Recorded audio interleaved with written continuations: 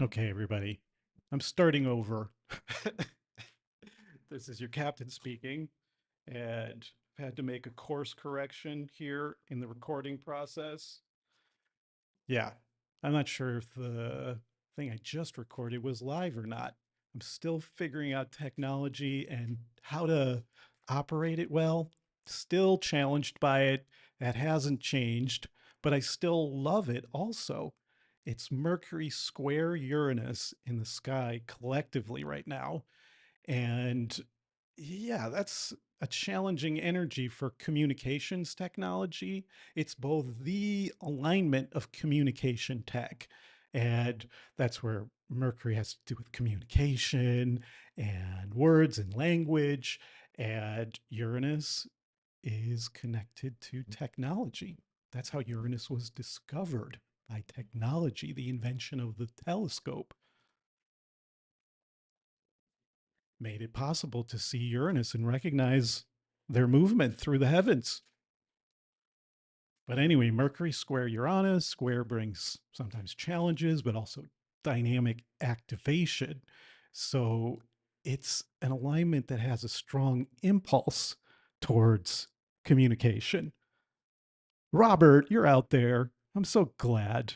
I went live a little while ago and I wasn't sure if I was live. I had to make a change on the settings for YouTube.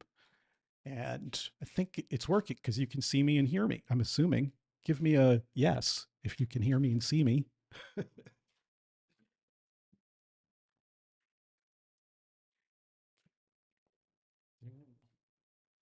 Mercury square Uranus, very strong impulses to spontaneously communicate with people that are fun to talk with. It's the one that gets excited by having a conversation, and especially conversations about such amazing things that kind of break out of the status quo approach to life, things like astrology, things like tarot. And that's what I intend to do here is just hang out, try to talk astrology and pull some cards. I definitely want to talk about what's happening currently, what's coming in the next 5, 6 weeks.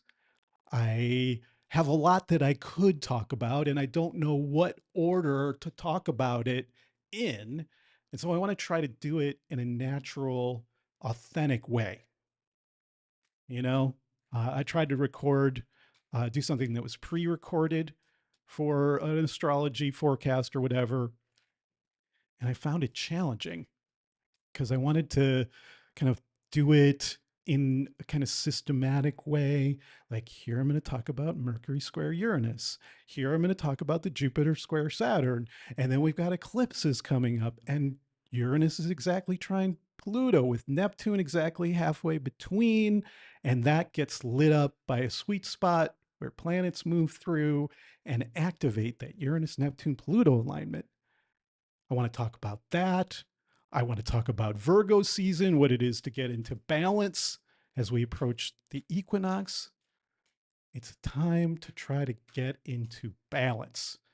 And so I want to just say here at this early point in the stream that I am doing a promotion right now for a discount on my readings. It's a $75 discount. And you can find out more information in the information box down below. I would love to work with you and support you to surf these waves that are coming, that are here. I'd like to help you surf well and have a conversation, a healing conversation facilitated by the sky where it was when you were born, your natal chart, and oracular cards, pulling oracular cards, tarot cards, oracle cards. And so I did a recording yesterday on Instagram. I did an Instagram live and I had fun. I just decided to go live. I'd had this difficult experience the day before trying to pre record a forecast, and I was kind of not happy about it. And so I decided to just do a more spontaneous live recording on Instagram yesterday. Oops. I thought maybe I should put my water bottle on the floor.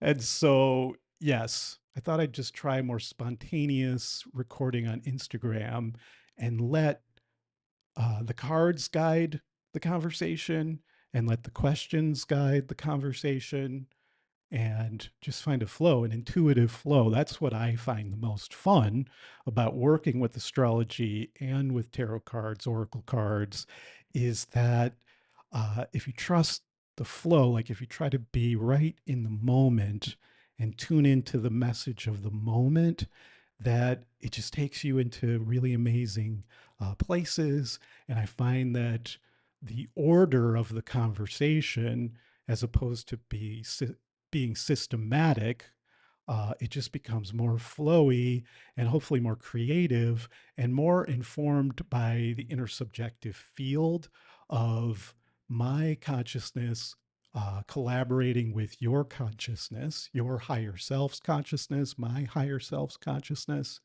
trying to facilitate a conversation that will be of maximum support to the greatest number of people.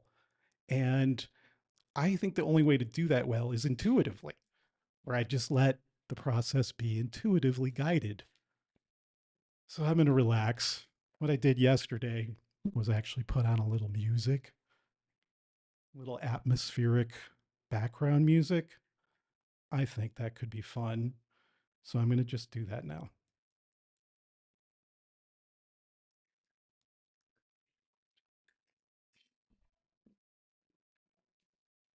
Just a little subtle sound of music in the background.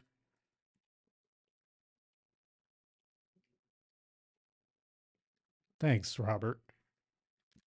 So, yeah, just going to hang out here. No particular agenda. Maybe I'll cover all the things I wanted to cover, and maybe I won't. But I'm going to pull some cards that are meant for anybody that's watching live and also for people that watch the recording. I trust that you'll be pulled towards this video if you're meant to learn something and be supported by it. Otherwise, yeah, it's like we're pulled together. This moment is pulling us together.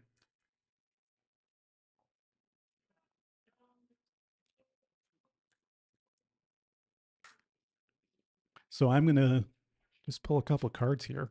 And we're listening to a live recording of Dead and Company playing at the Sphere in Las Vegas just a couple months ago. Not even 1 month ago today, this was recorded. And it's, it's an audience recording and I'm playing it softly. So I don't think, yeah, I think it's fine. And I think fair use is if I kind of comment on it a little bit and make something fun and creative out of it. So it's done in that spirit because I love the Grateful Dead. I make no secret of that. Probably a few of you that watch this video will also be fans of the Grateful Dead. Maybe not, but my frequency is very attuned to this particular band and this incarnation of the band, Dead and Company. Wow, I'm in love with them. I saw the original members of the Grateful Dead back between 1988 and 1995 when Jerry passed. I saw him about 30 times. And it shaped my life. It shaped my consciousness. It shaped everything. It led me to astrology. It led me to tarot. It's given me joy and just, yeah, it's really good medicine for me, I find. Good old Grateful Dead. And, I saw a lot of cover bands over the years. But then Dead and Company, I had no idea. I heard John Mayer, pop singer, was doing it. And I was like, what? And then I actually saw them. I've seen them 3 times and I think they're amazing. And I wish I could have gone to Las Vegas this summer, but hard to get there from Colombia, where I'm located now with my wife and baby.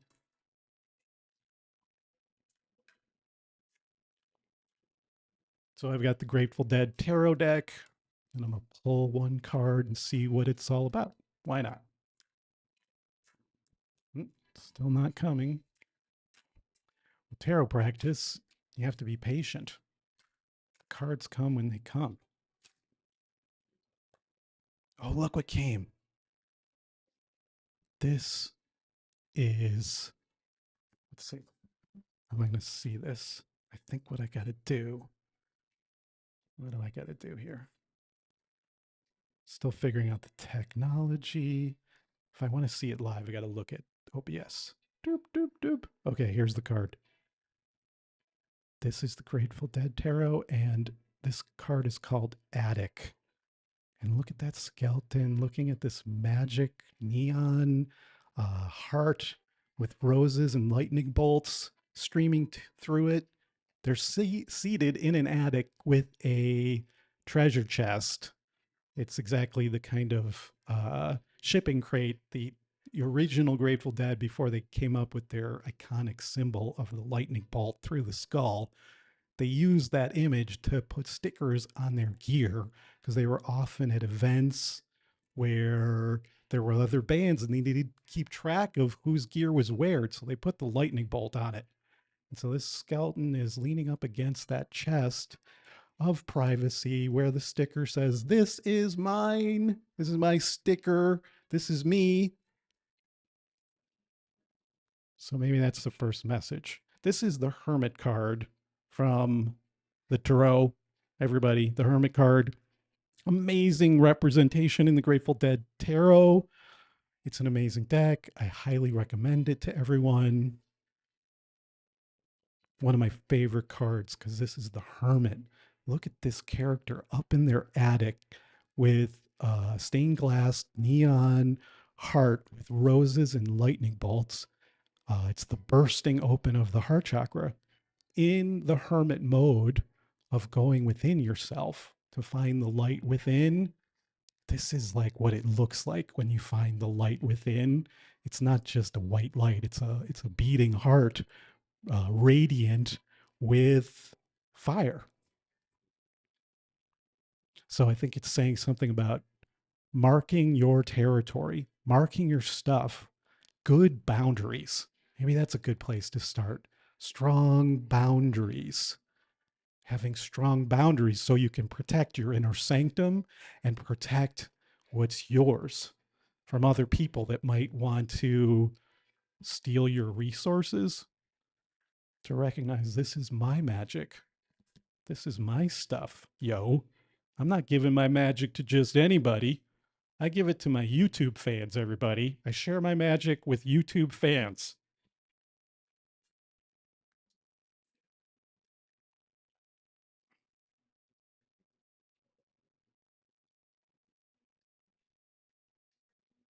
Hmm.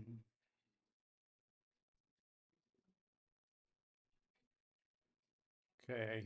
Still figuring this out, everybody. Still figuring it out because if I want to kind of see what I look like, I have to look on the recording software, OBS. But in order to see the chat and see if the stream is going recording well, and it's currently saying that mine's a little slow, but I'm going to trust it's okay.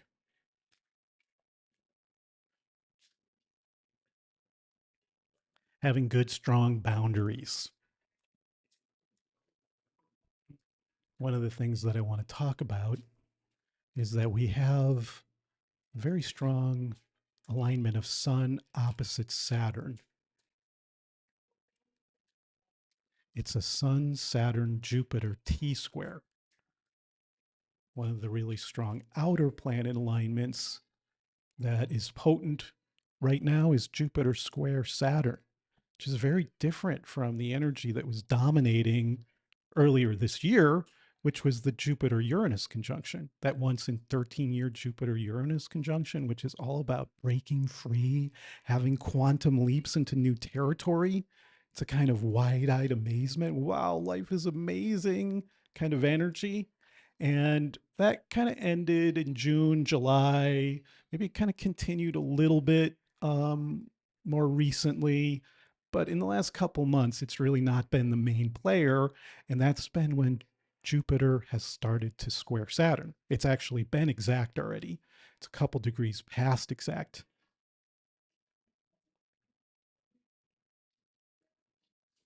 It's a couple degrees past exact, which is usually when the energy is kind of kicking ass. If, as it is in this case, Jupiter is going to go retrograde back over the square and then come back for a third pass. It's about a year.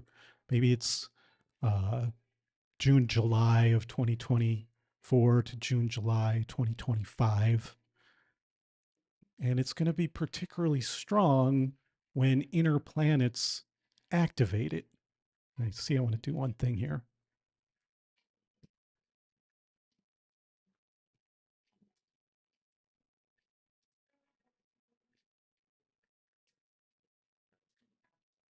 Please have patience with me. For a live recording, there are sometimes some tech challenges.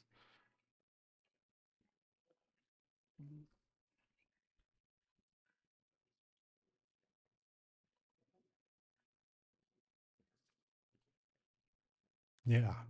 So this Jupiter square Saturn, this year-long Jupiter square Saturn, it's a strong backdrop energy for all of us, and it might be standing out in contrast strongly to what was the energy of the past year, especially the first 6 months of 2024.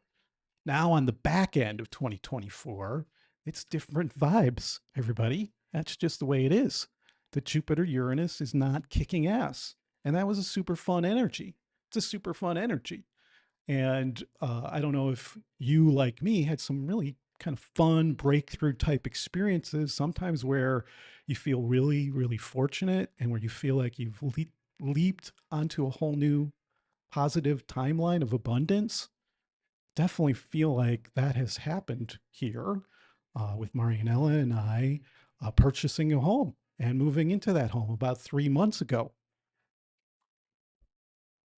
What an intense thing it is to move into a home. It is so demanding. Gosh, especially uh, if it's a house you've purchased, which I've never done that before. So this is a whole new experience for me versus someplace where you rent, which has a little less stability or certainty about it, which I recently learned when I left San Francisco because I was, my landlord said I had to go. He wanted to convert the apartment and resell it. And yeah, so I had to go. And that's a certain kind of feeling of moving into a new home where you're renting and there's uncertainty versus moving into a home that you've purchased. Maybe you got a mortgage and there's still that level of uncertainty, but it's different. You're rooted in that spot in a way that's very deep. That's what I'm experiencing just at the beginning of the process of experiencing. Just being, yeah, just trying to ground into this particular place on earth in Santa Marta, Colombia, where 2 years ago I never would have imagined that I would be here. Well, 2 years ago in June was when we learned that Stevie Rose was coming. At that point, I was pretty sure we were going to be living in Colombia. But before that, especially, yeah, let's say 3 years ago, I never would have imagined that I would be living in Colombia, moving in kind of to a forever home. It's a deep thing. It's a really deep thing.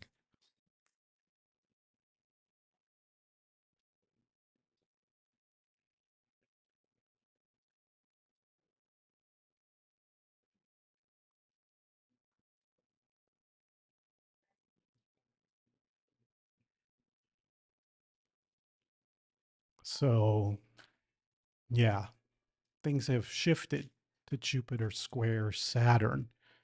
And it's like from that energy of a breakthrough to a really positive timeline in a home we really love to now it's like the Jupiter square Saturn energy.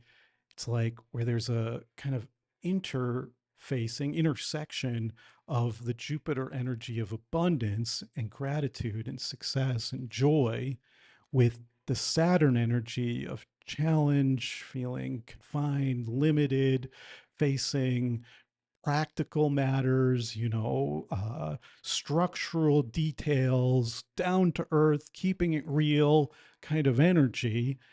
They're very different, Jupiter and Saturn. They really can be kind of like polar opposites at times. They inform each other in really strong and important ways. And when they're integrated well, they get a certain philosophical approach to life where there's a lot of wisdom, which is Saturn. It's wisdom and a kind of attitude of abundance consciousness. Jupiter brings that attitude of abundance where you're able to really recognize the things that you're grateful for, where you really feel grateful for the house you're living in, the air you're breathing, the clean water you're blessed to drink, you know, the amazing places in nature that you're fortunate to visit, all the amazing people in your life, your loved ones, your family, the smile on your baby's face.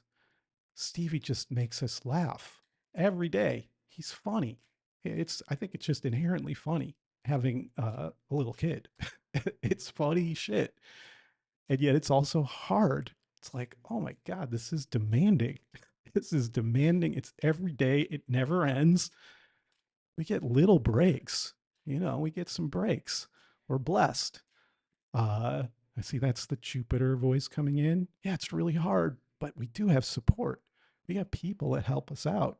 We got angels that are helping us out. We've got our own mental attitudes that are helping us out. We have our skills of emotional processing and our capacity to be good communicators. You know, all of that's Jupiter, like positive stuff going on that informs the challenges of sleep deprivation, you know, and uh, how many thousands of diaper changes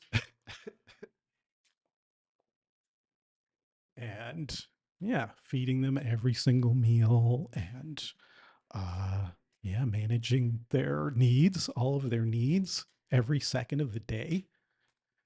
It's like Saturn really brings you down to earth and makes you face realities. Like you got to keep it real. Saturn says, this is the reality of the situation. Yo, you've got some responsibilities here. You got to pay the bills. You got to show up for your life. And, speaking of paying the bills, just want to let you know that I've got a promotion going on. And you can find all about it in the box down below. I love giving readings. That's my joy and passion in life. I love to hang out with people for an hour or two at a time and have a deep, fun, healing conversation facilitated by cards and the sky. I like to have fun, exciting conversations with people. That's the Mercury square Uranus in the sky. I'm born with a Mercury Uranus conjunction with Venus and Jupiter. Give it up for 1969 October, everybody.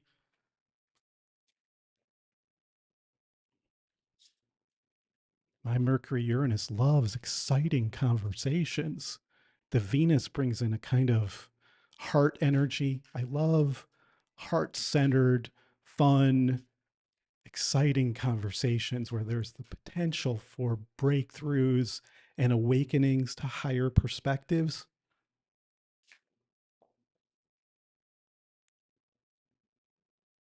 Hey, Aporva, is that your name? Aporva Manjunath. Hello there.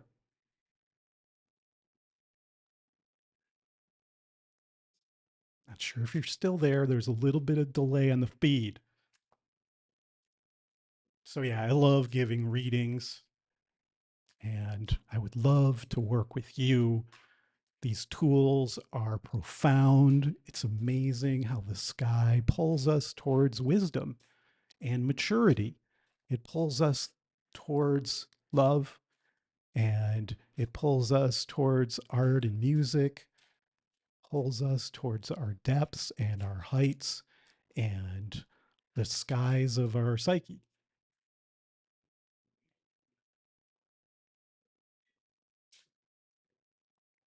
Jupiter square Saturn right now. So the Jupiter Uranus conjunction earlier this year kind of breaks us free to like higher possibilities, and where there's like a kind of pursuit of the highest possibilities. If you felt like you were really pursuing your highest potential in the first half of the year, and where you might have had some breakthroughs to higher timelines, the Jupiter square Saturn then kind of brings it down to earth. And it's like, okay, there's some challenges on this higher timeline. There's some new challenges, maybe, and maybe some of them feel kind of heavy with the sun going across Saturn and Jupiter this last few days, the next week, something like that. Sun's been opposite Saturn for this past week, say, and for the next week. And so we're right in the middle of it, but it's also squaring Jupiter. And Jupiter is a little bit past Saturn, so it kind of hits Jupiter more on the back end a little bit. And so it's like with the sun strongly opposite Saturn right now, a spotlight on Saturn, if you will. It's so different than the Jupiter Uranus energy of the first half of the year. It kind of brings things down a little bit. And it's like it invites us to work harder at things, to kind of lean into the challenges, to lean into, yeah, where we're facing something that's difficult. And the sun Saturn has so much to do with like finding ourselves, finding our strengths, our wisdom, and also Saturn kind of chisels the authentic self. It chisels away at anything that's not authentic. And sometimes it can be that sense of how it's hard to not be authentic, and how maybe sometimes it's like our higher selves can see how we're not authentic, and there can be a sense of, yeah, the pain of that. There's pain when you're not authentic, but if you lean into that, if you inquire into it, there can be a way in which you kind of chisel away what's not really your most mature wise self. So there's something right now about finding wisdom after such an amazing year. It's like coming down to earth and integrating the wisdom of 2024. This also has something to do with the Virgo emphasis right now. We're in the depths of Virgo season. Virgo, an earth sign, a mutable sign where you're moving from the peak of summer. Now we're in late summer before the official equinox, but we're already in equinox energy. We're in the transformational process of going towards the equinox on the 22nd. That's really soon. The 22nd is just a couple weeks away, basically. And so we're really being invited to come into balance. That's the Libra energy that we're very close to, invited to come into balance. In the extremes of summer, there's a swinging out of balance. Not that it's bad, but it's just like going to maximum light, maximum fire, maximum creativity, maximum life force, where you're just like out in the world on adventures often, exploring other territories. And then it's like, as you get to September and Virgo season and Labor Day in the United States, when the summer kind of officially ends, it's like Labor Day is the day that everybody comes back from Burning Man. Maybe that's a good metaphor for where we're at right now. The people that did go to Burning Man, they're definitely in it right now. They've been in it for a few days. On Monday, they drove back from the dusty playa, and they had to come back to the default world, sometimes burners call it. The default, status quo, really real. You got to pay your taxes and pay the man and get to work and, get real. Who are you fooling? It's time to get serious. You know what I'm saying? That's the Saturn voice. It's especially a Saturn sun kind of voice. But it's like you come back from the playa and you want to ground back into your life and try to integrate the amazingness of the last couple weeks. Even the whole time that you're preparing for Burning Man is amazing. And then you get there and you have your once in a lifetime breakthrough experiences. And then it's like, how do I integrate that into how I now live my life? How do I live an authentic existence given that I've had amazing breakthroughs in my life? Maybe some of you had amazing breakthroughs on the playa, but amazing breakthroughs in the first half of this year, especially, April, May, March, April, May, that territory, big burst of creative, amazing awesomeness. And so it's like, how do you bring it down to earth? And Virgo's about kind of organizing your medicine cabinet. You ever do that? I'm sure you have. It's like you stuff all kinds of things in your medicine cabinet, and you got some stuff that's like basically you should have thrown out already, and there's other stuff you didn't even remember was in there. So you go through your medicine cabinet and you take stock of it and you try to organize it well so you have maximum access to your medicines, the medicines of intimacy that you've had throughout the year, the medicines of particular consciousness breakthroughs, the medicines of love and kindness and um, other kinds of experiences. Music and dance are amazing medicines, not just when you're in music and dance, but uh, also afterwards. Something about an amazing experience of dance and music that can kind of carry you forward for weeks afterwards. Or if it's a really big experience of art and music, like Burning Man, or a live concert, like Dead and Company playing the Sphere in Las Vegas.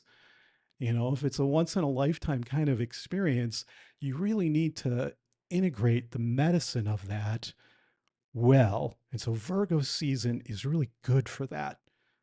The other day, right around the new moon, which was just a few days ago, Marianella and I just like kind of reorganized the house. We smudged, we cleared out the energy.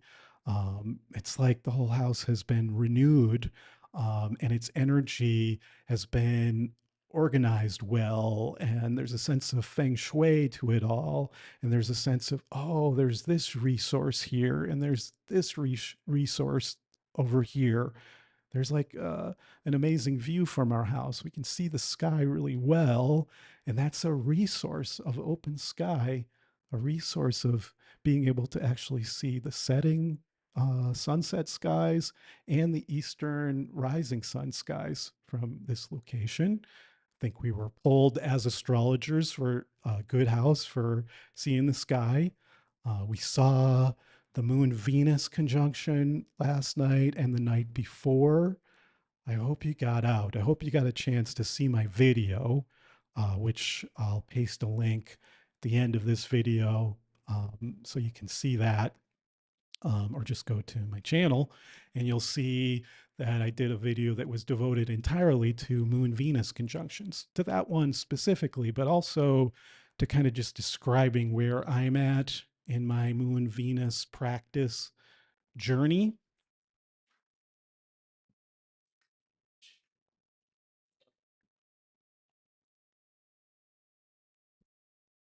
Kevin, if you're still there, I will pull a card in just a moment.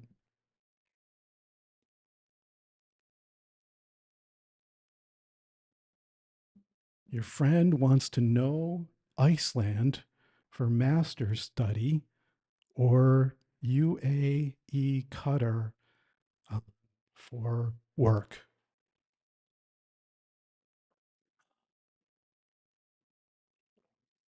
Okay, I pull a card for that for your friend. I will just assume that all cards that I pull here on the stream are meant maybe specifically for somebody who is asking a question, but also for myself and generally for anyone that's drawn to watch this stream.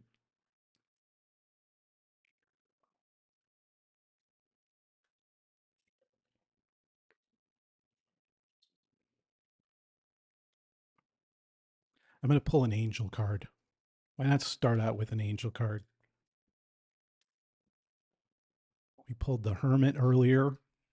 So, one card for everybody is to take some time alone to find the light within, to find the guidance within.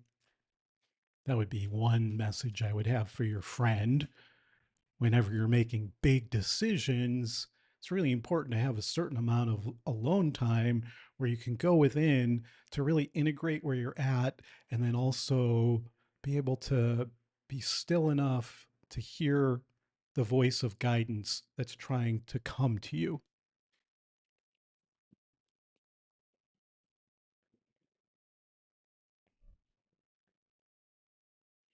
I'm talking about finding your powers of intuitive awareness, developing your intuitive abilities. So I would say for anybody that's asking a question, the number one thing is to tune into your own intuitive guidance system because it will be very strong for really important shit. In my experience, when it comes to something like deciding between two places to live or two schools to go to, or deciding on really important relationships, jobs, etc., I feel our psyches really are pulled very strongly to the timelines where we're going to be happiest. Sometimes we can't necessarily go in the direction of our, um, how should I put it? Um, I think we will be pulled towards a direction that actually can happen. Sometimes we can be pulled towards something where there's obstacles in our way, like right now with Sun opposite Saturn there can be a sense of obstacles coming in, some kind of challenge that interferes with the goal that you're pursuing, where you come up against some hard wall that's in your way and you have to overcome that somehow. We can still be pulled past the obstacle, the challenge. I think this is a really important thing I'm saying here. It's like we can be very strongly pulled in a particular direction, but then it can feel so difficult that we don't go for it. Or maybe it's not so difficult because I think we're pulled towards paths that are happy and where we're not meant to suffer. Not that we're, it's really good to have challenges. Challenges help us find our strengths, but I don't think we're typically pulled towards super unrealistic directions where the challenges are more than we can handle. And so I think if we tune in to the directions we're really pulled strongly towards, if we have a vision for our careers, for example, or our creativity, but maybe there's some obstacles, some things that you have to overcome to go in the direction of the pull of your psyche, the intuitive pull. It's the pull of your animal body, it's the pull of your soul, it's the pull towards where you're likely to have the most support. That's what our higher self wants for us. It wants us to go in the direction of support and love. There are timelines where there's more love and more support and where there's still awesomeness. Like maybe there's a school that would be the most amazing, but then it's like, here's a super great school that has more support, more love, more fun, more resources. And so it's like tuning into that difference. Where is there love and support and reasonable challenges that are possible to overcome? And so, right now, with the sun opposite Saturn, we may be feeling like there's some challenges to overcome. Sometimes those are a tendency to be hard on ourselves, to judge ourselves as not measuring up to some standard for ourselves or impose standard from others, especially patriarchal controlling figures sometimes impose standards on us that don't really meet or match our actual authentic ways of being with our limitations. We can be kind of pushed by the control matrix and our families sometimes. in the direction of certain places that aren't really self loving, don't really live up to our grounded limitations, whatever that means. For me, it's about living on the middle path, where I'm not pushing myself to the extremes, where I'm likely, yeah, to pay consequences, where I suffer and where I suffer more than is really necessary. Okay, so here's the card for your friend. Oh, here we go. This card came yesterday on Instagram. I don't know if you're still there, but maybe you'll see this on the live or on the recording rather. Here we go. Let me see how to get closer to the camera. You see this angel? This is Kyle Gray's awesome deck, the Angel Guide Oracle deck. The art is by Jennifer Hawkyard. And I love this art. I love the energy that she brings to these angels, to these beings. This one has a real strength and mastery, a kind of Sun Saturn, a positive Sun Saturn energy. Take charge and action. So it's like sometimes when we face an obstacle, we can kind of just give up. We can pull away from what we're actually pulled towards the most out of fear or self judgment. But it's like when you really feel a pull towards something, it's like this card is inviting us to just take charge, to lean into the challenge and take action, take the actions that you need to take. Get moving. Don't just sit there, do stuff. And Sun Saturn weeks, the past week, the coming week, they're weeks where you're meant to kind of lean into your work, lean into building what you want to build, where you build that ranch out in the Wild West and you make it a stable, secure lifestyle for yourself. You make something out of your vision.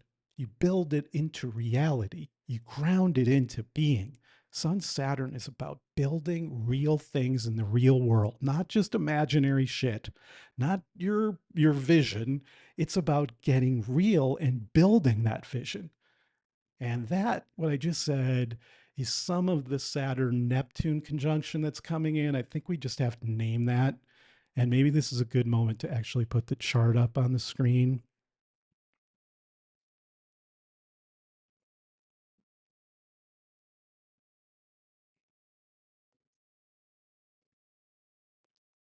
Okay.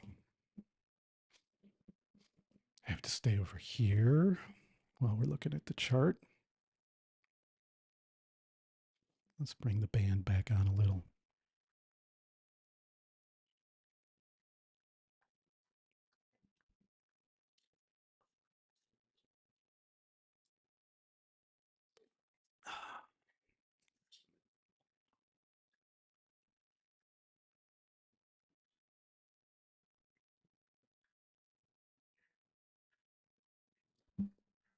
Just a reminder, hit that like button.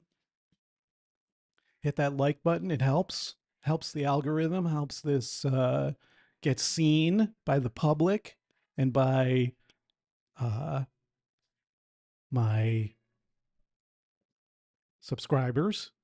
And I would love it if you would subscribe to the channel if you like this kind of content, where I'm talking about astrology, the astrology of now in the coming weeks, and pulling cards, trying to have healing conversations. If there's anybody out there that would like me to pull a card for them or share something, if you got a specific question, um, I would love to hear it. If there's a specific question out there, I would love to hear it. Just leave it in the chat. And yeah, if you're watching the recording of this, I would love to hear anything you want to share about where you're at, how you're experiencing the Sun Saturn opposition, which is square to Jupiter, right? Here it is. I'm going to remember to stay over here. So you can see the Sun is 5 degrees square to Jupiter on one side, and it is 2 degrees opposite Saturn right now. I got to keep that up. So yeah, it's 2 degrees square Saturn. And so 2 days from now on the 8th, the sun is kind of exactly square Saturn, the 7th and the 8th. But it's moving more towards Jupiter at that point because Jupiter's like 3 degrees past Saturn, almost four, I guess. Yeah, it's 4 degrees square Saturn, 4 degrees past exact by the time we get to the 8th.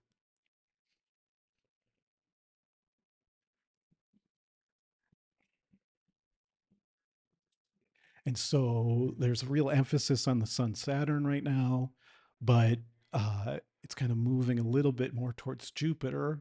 And I don't know, it's lighting up the whole thing of where you can feel the weight of Saturn, the challenges of Saturn, but there's a kind of optimism and positivity that you can bring to the challenge. I think that's a really nice thing about Jupiter Saturn hard aspects.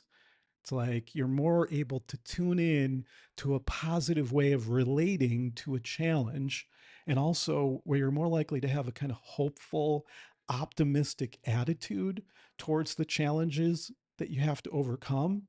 It has a lot to do with kind of leaning into the challenges and working to overcome them, moving towards your success, moving towards the positive end result. Maybe slowly moving towards it where it doesn't just like happen instantly.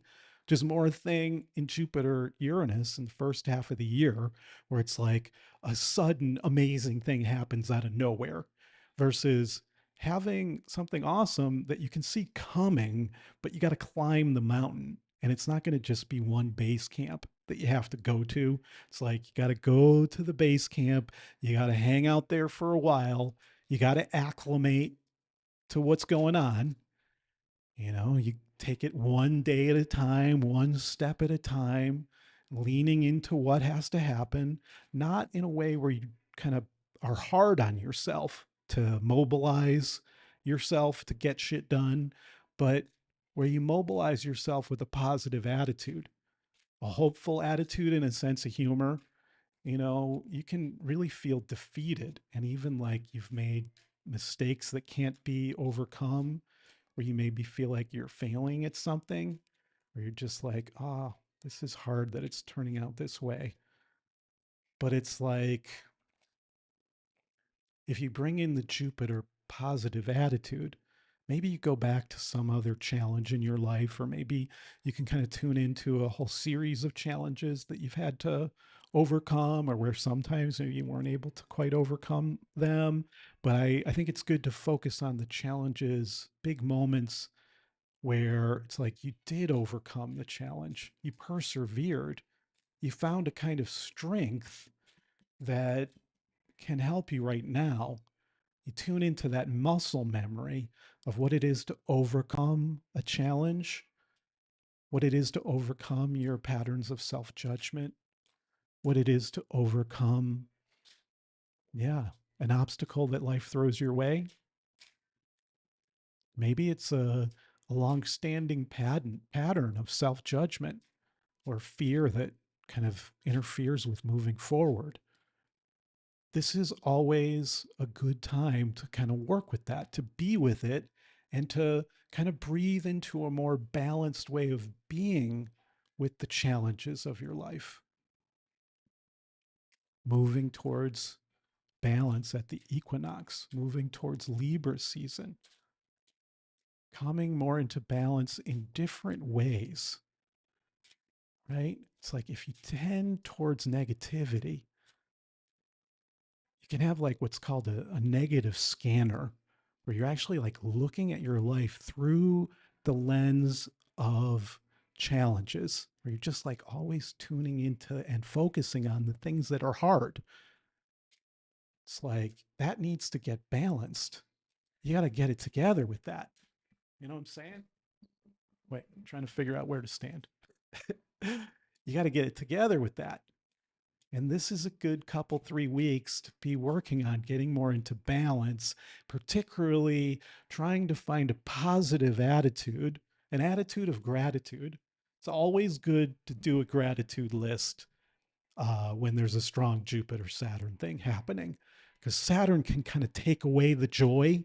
Saturn can do that. It can fill up the space with gloomy existential fears. You know how that can happen? You start talking about a kind of heavy, fearful thing with another person. It's like you can kind of get into that space together versus the option of trying to keep it positive, bringing in kind of positive stories to your inner subjective field, bringing in memories of when you've overcome times of fear and doubt and deprivation. What's it been like at other times where you've had to overcome hardship?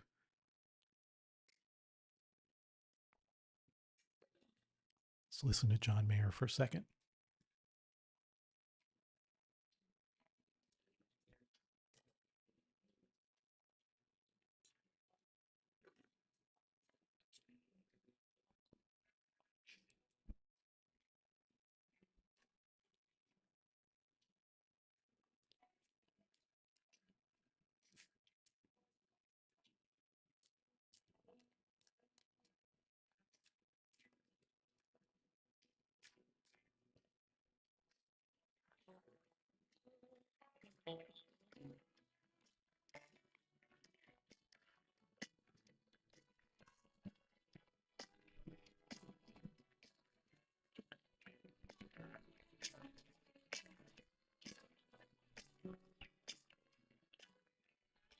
Changing the record level here.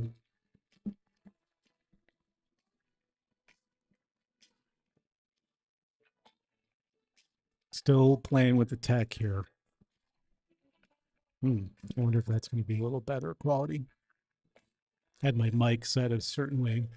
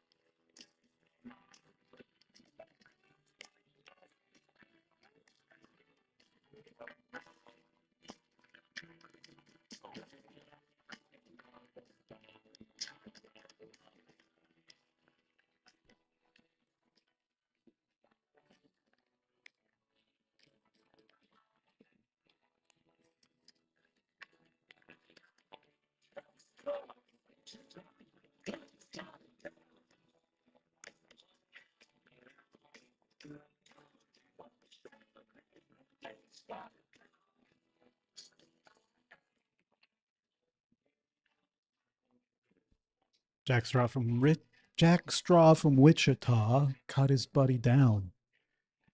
One of the cowboy songs. Grateful Dead have some amazing cowboy songs. This is Jack Straw. There's a real Saturnian quality to the Grateful Dead, of course. Saturn is related to death, mortality. It's our skeleton. It's our skull, everybody. Woo, skull, skull and crossbones, skull and roses.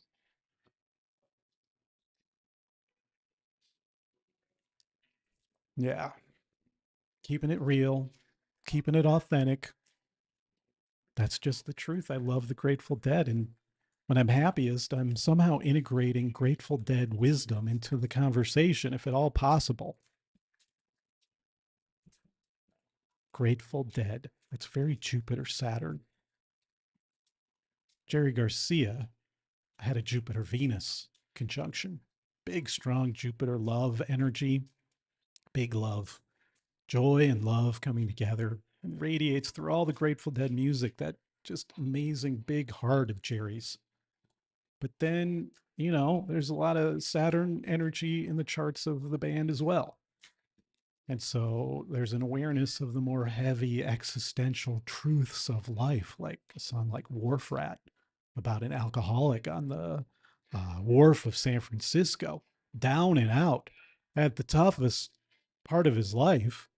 But there's still a vision and a hope that someday he'll get up and fly away, that he'll be able to fly out of that very hard situation that he's in. Somehow he's able to find hope, even, you know, down and out.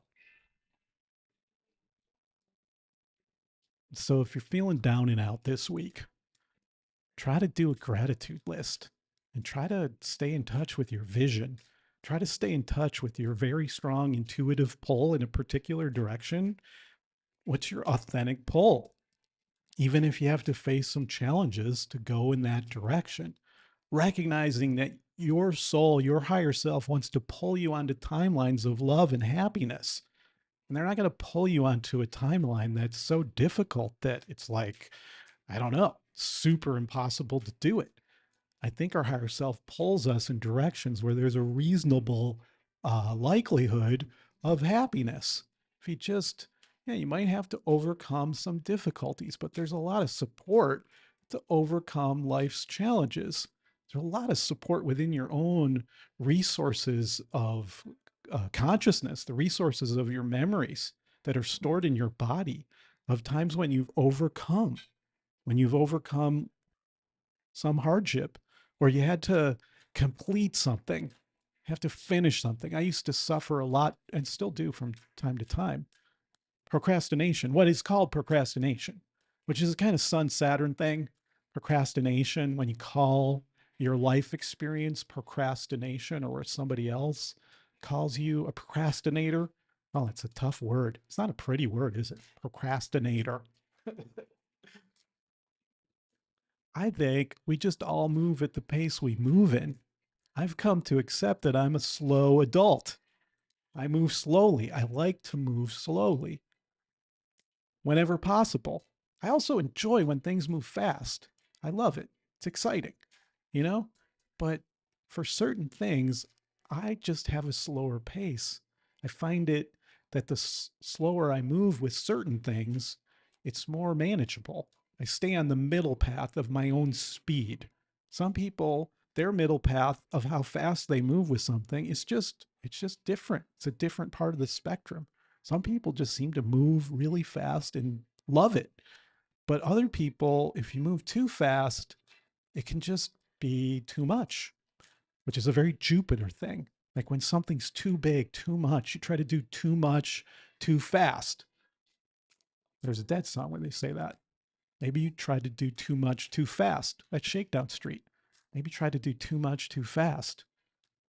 That can be, you know, when you take on too big a project in a way in which you're not quite ready for that big of a project. If you stay in reality, not that you can, not that you can't move past whatever keeping it real is, but there's a middle path version of that, a self love spectrum of the path that's more balanced. And it's great as we're moving towards the equinox to try to be more balanced about what we're trying to accomplish here in Virgo season, where often it is a kind of time where you get back to work. You try to focus. It's a time that's important. September, October, first half of November, sometimes maybe all of November. These 3 months before the holidays, it's like you got to get stuff done. It's true.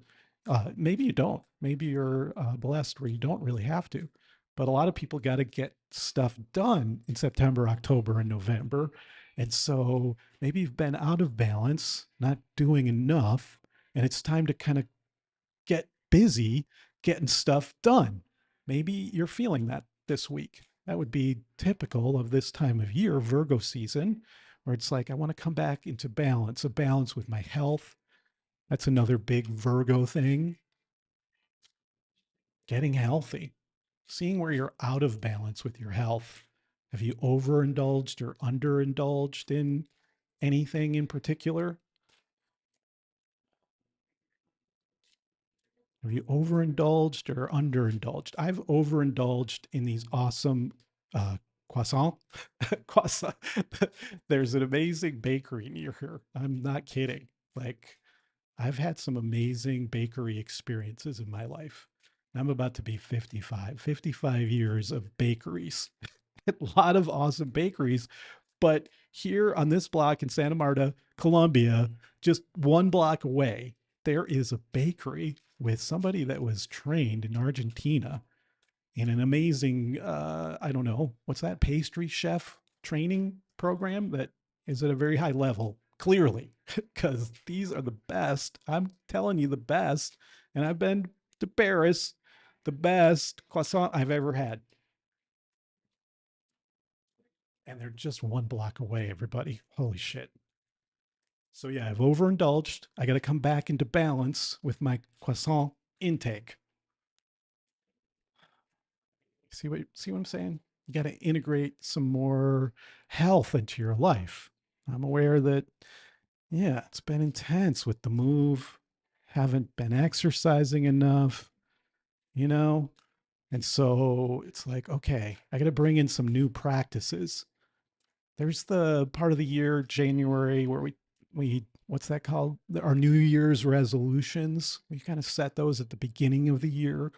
And then that's Capricorn season. And then when you get to Aries season, you know, late March, spring energy, there's often a kind of burst of energy to move towards your resolution. And then it's like in the summer, there's so much energy. You can also be moving strongly towards that direction, but maybe you've gone into some different territory during the summer. And it's time to kind of get back to balance and get into alignment with the vision that you set for yourself at the beginning of the year. What did you want to accomplish this year? That's a very Saturnian word, accomplish. How did you want to be productive this year? That's a Saturn question. But on the other hand, it's like Saturn keeps it real in terms of the structures of your career and how you find security and stability in your life, which for most people means finding a source of income. Which reminds me, love to do readings. My favorite thing in the world. I'd love to do a reading with you. Find out information in the box down below. It's a great time to sign up for a reading with me. And hit that like button, hit the subscribe button, everybody. I'd love to have you join my channel. And join my starship as we explore deep into the solar system and beyond. Trying to draw a card from the pixie deck here. Pamela Coleman Smith and Arthur Edward Waite's famous deck. So let me pick one. Here it comes. Oh, look who's come. Look who's come, everybody. It's the Queen of Wands. I love this card, Pixie's card. This is an actual cat that she knew. She had a personal relationship with this kitty. Look at that kitty cat, little kitty, and big lions. And this is also somebody that Pamela Coleman Smith knew. The likeness is of, I think, somebody that she knew from the theater, maybe a well known actress, I think. It's one of the things that's great about the Pixie deck. It used to be called the Rider Waite Tarot, and then the Waite Tarot, and fortunately now it's often called, I hope you should call it, the Smith Waite deck, because she's the artist. She did the images for all 78 cards. That's amazing. She did all 78 images for this famous deck in 6 months, if you can believe it. And they're so, I don't know, they're iconic images. They're filled with magic and deep soul, but I love that there's a theatrical quality to the characters in her deck. It's theatrical because she was connected to the theater. Queen of Wands, all about being lit up with creativity from a kind of, yeah, where there's a sense of the mother force combining with the creative fire And from that place, just lit up with creative energy that is meant to be shared with the world. This is a kind of queen of fire moment for me right now. So I'm just recognizing that this card and its little kitty and the big kitties and the sunflowers it's partly coming for me, but it's coming for everybody out there that's watching. Boom, boom. This queen of fire is you in this moment. You're being invited into your creative light. That's the sun. You're invited to overcome whatever challenges are happening right now and shine in spite of those challenges. Finding your light uh, and shining past the obstacles. And then with Jupiter in the square to the sun, it's like, yeah, with a smile on your face, bring in a smile, a sense of humor to whatever existential challenges you're feeling right now.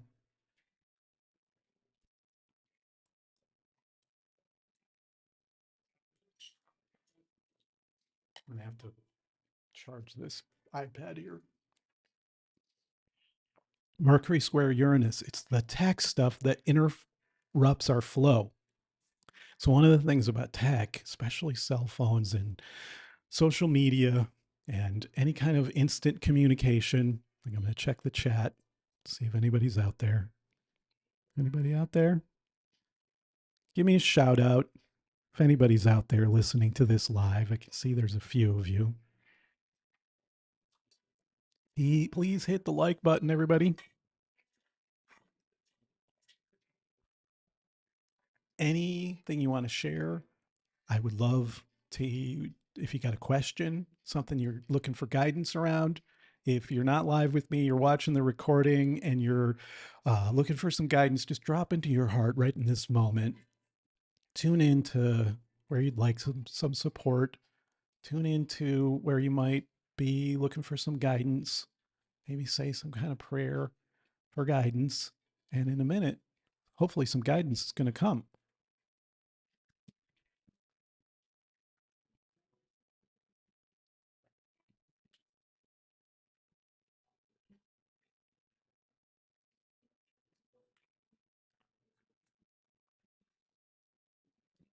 Hmm. I had to plug in my iPad. This music is playing on.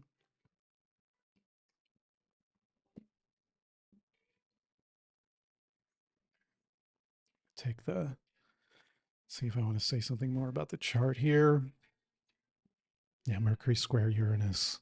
It's like the phone has died. You got to go charge it. That's a Mercury Uranus square type thing. You're trying to stay focused on one task. You want to stay in your flow, and then you get a really urgent call that's got some challenging uh, news in it, or it's a challenging conversation that has to happen, and it kind of takes you out of your flow. You put a post out there and you're wanting to see if anybody's seen it or is liking it, and that can kind of pull you out of your flow. And yet at the same time, Mercury Uranus is the excitement of plot twists, the plot twists of life where you get, oh, this is an unexpected communication. This is taking me to an unexpected place in my mind. Oh, this is really interesting. The way you can get really excited following a kind of internet wormhole where it's like, oh, this is going in a surprising direction here. And wow, this is lighting me up learning this. And then it takes you over here in a plot twist.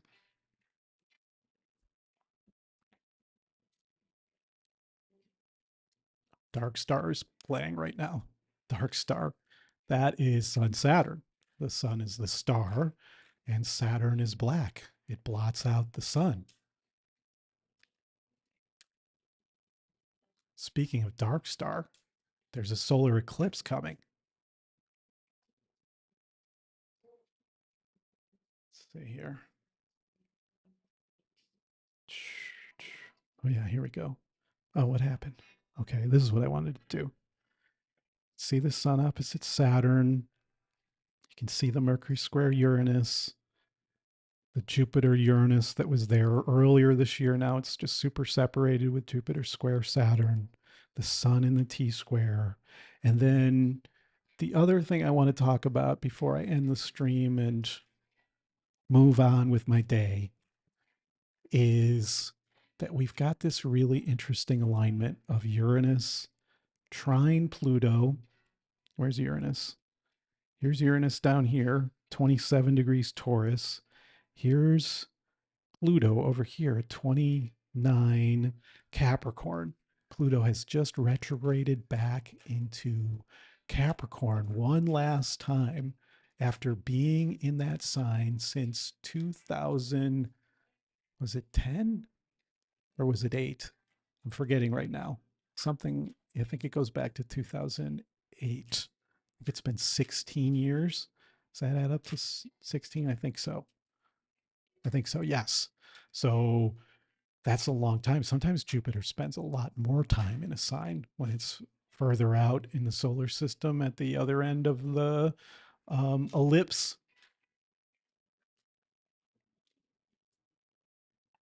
Pluto is that process of evolution and transformation. So let me finish what I was saying. Uranus trine Pluto, and then look at where, oopsie, look at where Neptune is. Neptune is exactly halfway between Uranus and Pluto. Sextiles on both sides, 1 degree from Uranus, 1 degree from Pluto. Neptune right at the midpoint of the two. It's a trine bisected and with two sextiles. And I'm going to say something about that. And I'm also going to say how there's a sweet spot for transits, both your own personal transits, but I'm talking about the collective transits. When a planet lines up opposite Neptune and forms a grand trine with Uranus and Pluto, where they all get lit up. And you can see that the sun is moving into that sweet spot. After it moves past Jupiter, Neptune's at 28. So by the time the sun gets to about 18 degrees, when it's exactly square Jupiter, which by the way is broadly square to Neptune right now. And what another thing that's happening here is you can see Saturn's pretty tight on Neptune at this point. Not tight, but it's close enough. It's been 10 degrees away from Neptune recently. And so or 12 degrees away, I think. And that means the big once in 35-year Saturn Neptune conjunction has started to bring its energy into the mix. Started to bring its energy into the mix. It will be super potent next year and the following year. Dominant energy for 2026 and 2027 is the Saturn Neptune conjunction. Once in 35, I think 36 years does this happen. Super rare, kind of collective end of an era and beginning of a new era is coming in here. And the Saturn Neptune energy has a lot to do with building your dreams, building your visions through hard work sometimes. And so, yeah, the fact that Saturn's on Jupiter, there's a way in which Jupiter's connected to our visions, our kind of positive visions. But with Neptune, or what I was saying there is with Jupiter square Saturn, there's a sense of working towards your positive, hopeful timeline, working to make it real. But with Neptune already there, and it's Jupiter is square Neptune right now. And so it's Saturn on the Jupiter Neptune to some degree. But next year, Saturn is super exact on Neptune. And I think it starts to be, maybe that's worth looking at. I think that's worth looking at, shall we? When would I say that Saturn Neptune really comes in?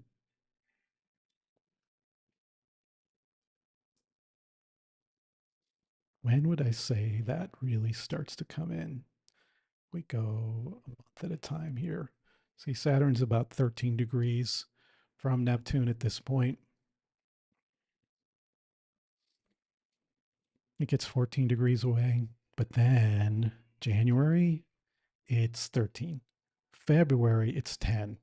I would say by the time we get to February and March of next year, which was only a few months away, we are really leaning into Saturn Neptune season, which lasts 2 solid years. And there's so many things to say about that alignment. I'm going to do future videos on it, but I can feel it's here. And it has a lot to do with, it's another energy of like getting real about something, being pulled towards a vision that's pragmatically possible, where it's like, yeah, I've got this vision, this really positive vision, and there's a spectrum on the various timelines that I could travel this incarnation. It's like there's a territory of those possible timelines that are more, they're the self love timelines and the timelines where you're not moving off the middle path, and they are the timelines that are pragmatically possible without going into, you know, deprivation and existential suffering, or where that's less likely. And so, yeah, Saturn Neptune's about building those visions that are grounded in reality, grounded in the real middle path possibilities of your life that are kind and loving timelines. That's the way I think about it. They're pragmatic on the spectrum of self love timelines, self love and balanced timelines where you're, taking really good care of yourself and experiencing love and magic and pleasure regularly. Isn't that what we're looking for? The timelines where we experience love and magic and self care and what it's like to feel supported and loved by family and friends, where we're pulled towards that. And also where it's like you're keeping it real, you're doing the work that you need to do to have stability and security in your life. That's what Saturn's all about. The fact that it's square to Jupiter right now, it's like what it is to have success that's grounded and humble, where you're building towards success in a really grounded, practical, humble way, where you're willing to go slow to climb the mountain of success. Here's a card. Oh, here's an interesting one. Now I'm going to turn off the chart for a moment, I think.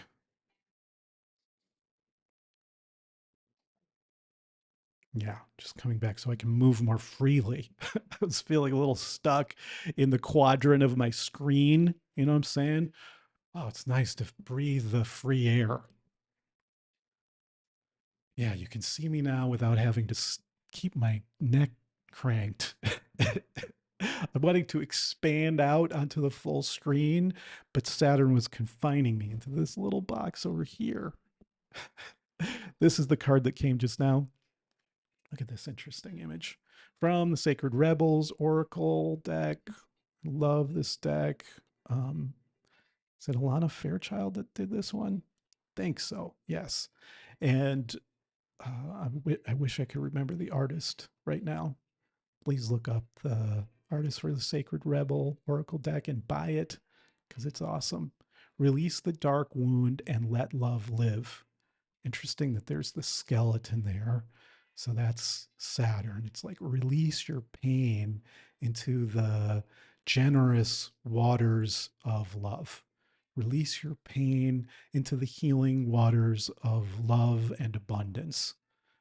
Finding love and abundance consciousness right now.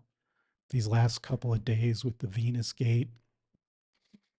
I'm going to just put up an image right now. This was the Moon Venus conjunction last night. Marinella and Stevie and I went to go see it the second night of the conjunction. So special. It was such a nice evening with clear skies, or yeah, pretty clear skies. The night before, it was like 2 minutes we saw it because it was so cloudy and rainy even here. But this was a gift last night to see this beauty in the sky, this pearl and diamond in the sky.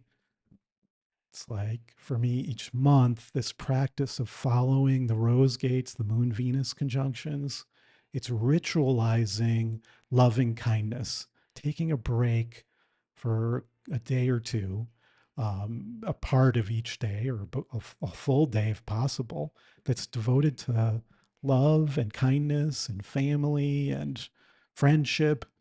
And I think that's what Marinella and I are really trying to do each month commit to both trying to see the moon Venus conjunction, but like if at all possible that day, and even while seeing them, seeing these emissaries of the divine feminine, it's like if at all possible, like honoring them.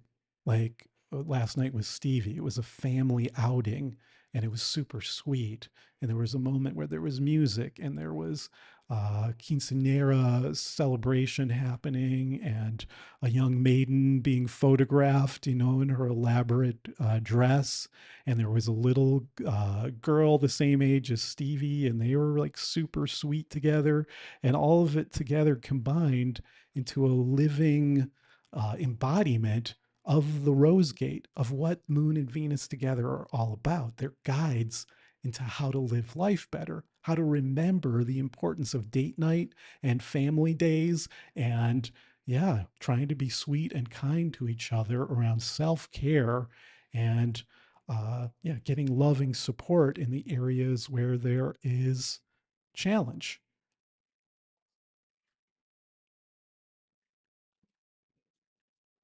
Okay, getting close to wrapping up the stream here. If you've been joining, thank you for joining.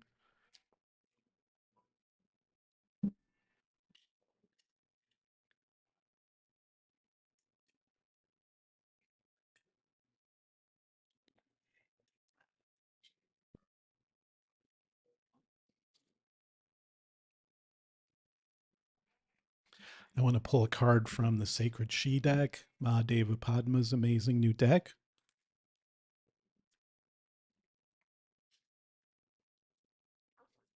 Came out in November last year, so it's almost at its first 1 year anniversary in a couple months. I've been working with it since it came out. Got it within a few weeks of it coming out. I love it. Really nice energy. Has Mahadeva Padma's energy, which is super sweet. It's her second big tarot deck, 30 years after the Osho Zen Tarot, which it's my favorite deck, my primary deck that I've worked with for 15 years. The Osho Zen Tarot, what I like to call the Deva deck, which was inspired by the Pixie deck. And now both of them have inspired the Sacred She deck. At least you can see a dialogue happening between the Pixie deck and the Sacred She deck and the Osho Zen Tarot deck. They are all in relationship to each other, I feel.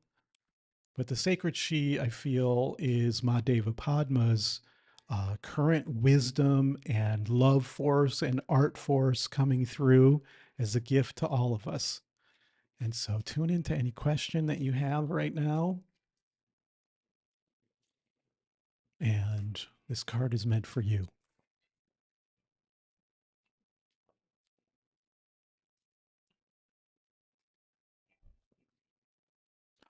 Oh, interesting. Interesting. I love this card. One of my most favorite cards from the Sacred She deck. It's called Turning Point.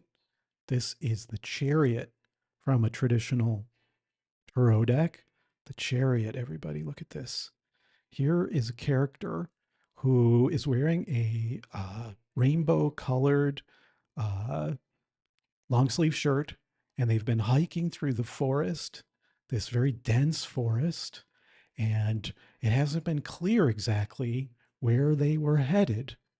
The light was obscured by the density of the trees, and there was meandering paths where there were different forks in the road. But then this is you and me coming out of that dense forest with a clear path ahead in the light of day. That's the sun, maybe sun Jupiter, where the bright light of the sun shines upon the path that you've chosen, where you've overcome the challenges of the forest, and you're able to come out into the meadows of your life, into the clear meadows of your life, where there's a clear path that you're pulled onto. That's the chariot moment. In the David deck, this card is called, what is it called? The chariot. Oh, it's awareness. It's the awareness card, and it's an image of a child Buddha behind a filmy screen, behind the puppet show, behind the shadows of the screen are burned away by a blue flame, and that clear sightedness of the Buddha sees the way forward. And so this is how she represents awareness 30 years later. And in the pixie deck, of course, it's a charioteer, but where there's all kinds of esoteric symbolism and I think there's some stars and some symbols of the sky. And there's a sense of from higher awareness moving strongly forward. And so maybe you're feeling some of that, some higher awareness and a sense of being pulled strongly forward in a particular direction. And I guess I just want to say, as we move later into the month, as we move past this Sun Saturn opposition and past the Sun square Jupiter, we move on to the Sun opposite Neptune, forming the Grand Trine Kite with Uranus and Pluto.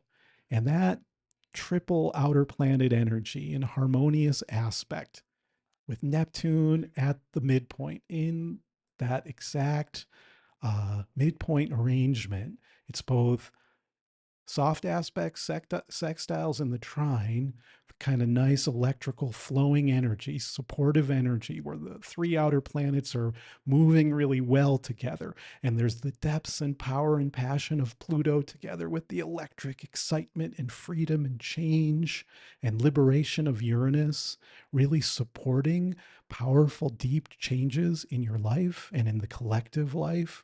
And Neptune bringing a kind of spiritual inspiration to that evolution and change in your life. It's definitely a supportive energy that's super strong this year, next year, the following year. It's a very helpful energy for a kind of positive movement of transpersonal energies in your life, informing your evolutionary path. It's a deep one.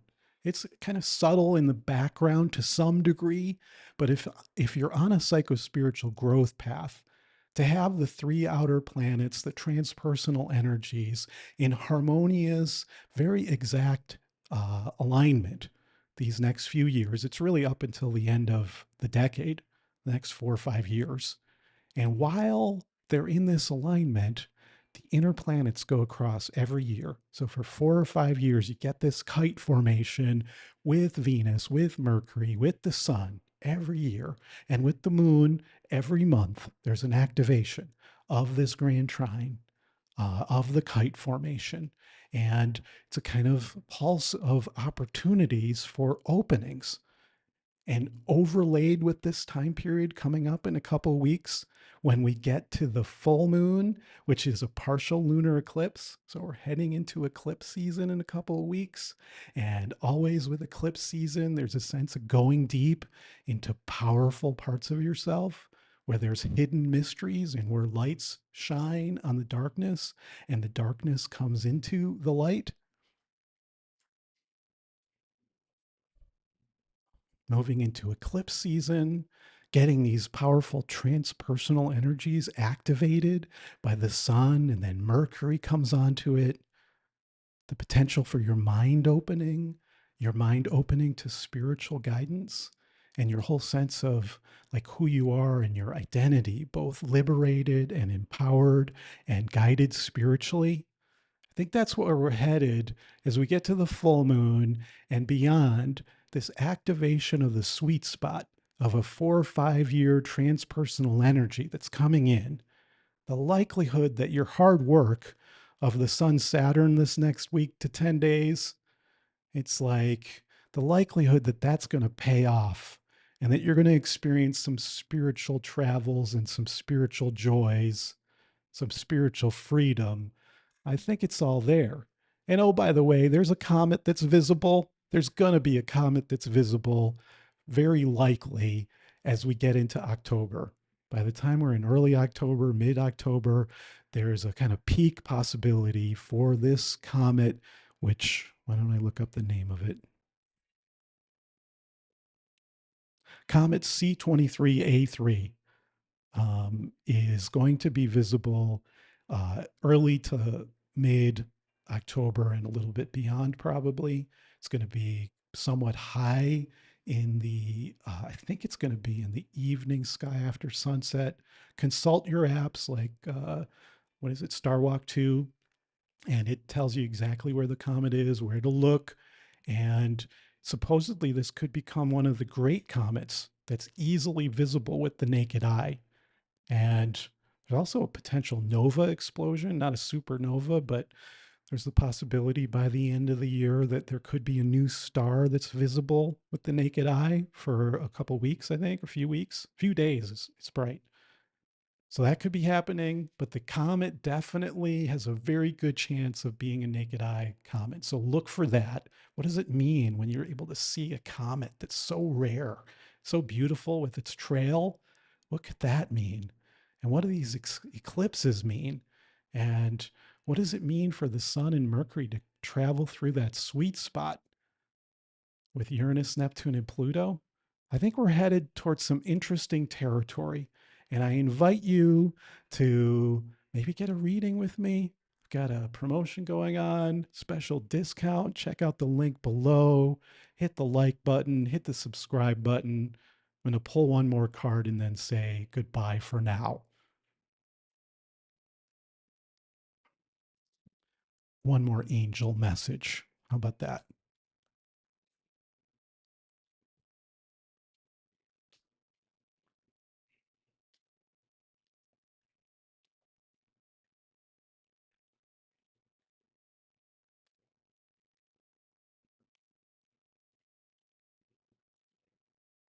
Oh, this is a beautiful card to end on, everybody, from the Kyle Gray Angel Guide Oracle, art by Jennifer Hawkyard.